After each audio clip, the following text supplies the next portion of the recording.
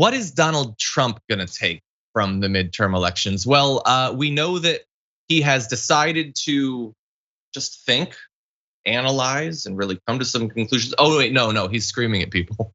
Apparently, one of his advisors told Jim Acosta he's super PO'd. He's screaming at everyone over how humiliating it was.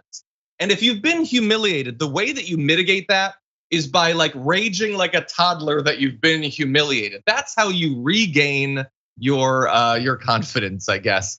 Anyway, Maggie Haberman reports he is indeed furious, particularly about Mehmet Oz, and is blaming everyone who advised him to back Oz, including his wife Melania, describing it as not her best decision, according to people close to him. You loved Oz. How are you blaming this on Melania? Maybe Melania liked him. Maybe it was a bad call on her part. Wait, sorry, it wasn't her call. You're the one doing the endorsing, and it's totally in line with all of your other insane celebrity endorsements. You're not gonna be able to get out of culpability by just pointing to Melania. How is that a defense? Oh, but anyway, I love this. Sorry. No way in, because he's now scrambling to figure out what to do next week. He had big plans, they might be changing, but I don't know, maybe he'll have to consult with Melania. Apparently she makes all the big decisions. I want you guys to just imagine, I know this happens a lot when it comes to political conversations. Imagine this is Joe Biden. Imagine this is Barack Obama, who did win 2 terms. And then he endorses all these folks and damn near all of them lose. And then he says, it's Michelle's fault. Yep. And then he says, those damn advisors told me to go and endorse this guy and that woman and that other crazy person. Can you imagine the ridicule and the pushback and the laughter that would be coming from these conservative circles? Be like, he's blaming his wife. What kind of man is this? We're talking about from Republican thought processes, because as Marjorie Taylor Greene has said before, a woman is supposed to be secondary to her husband. In fact, she doesn't exist unless she's married, right? So this guy now leaning on his wife, this powerful alpha male who runs the party and you want to eventually run the country, is blaming his wife. His supermodel wife, who did nothing but create an ugly Christmas decorations in the White House. It's her fault. He's crying over this. It's nobody's fault but everyone else's. This is who they support. This is your champion. Yeah, look, and honestly, as much as I didn't like that Christmas display, it actually looked like the shining blood wave had passed through on that Christmas. She delivered the red tsunami when it came to those trees, better than he would. And like, by the way, it's not even just about owning up to your own things. I don't believe it. I don't think that he actually put faith in her decision and she got, like, I think that was his choice. So it's not only cowardly and pathetic to put it on her, I just think it's inaccurate.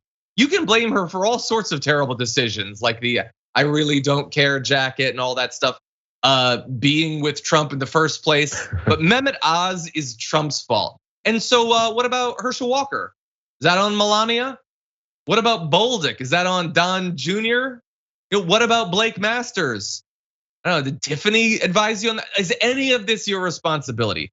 Anyway, very briefly, we're going to see, but apparently people are pushing to reschedule his presidential announcements next week. Some asking whether he's going to, saying it's risky, he's been wounded. But the thing is, he's in a very difficult position, because if he announces right now, it could look really bad for him because a lot of people are openly questioning whether he should be the leader.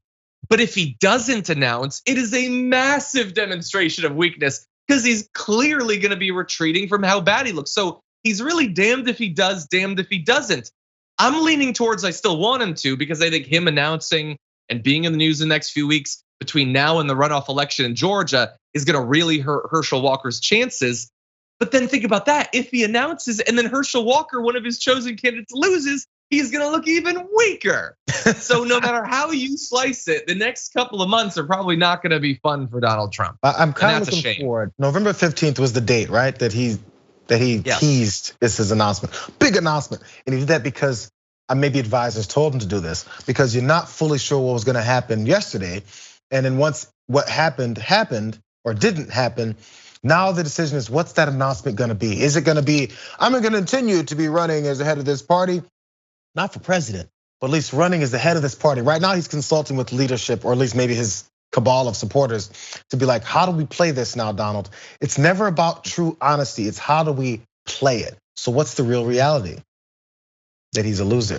Let's keep it real. Always has been, but he always has to make sure he shows something different than what the reality is. That's the only way he's made any kind of name for himself.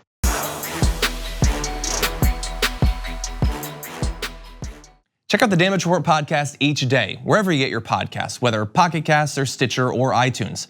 You can join me as I give you the news and stories you want, with a range of co-hosts and interview guests jumping in on the fun each day.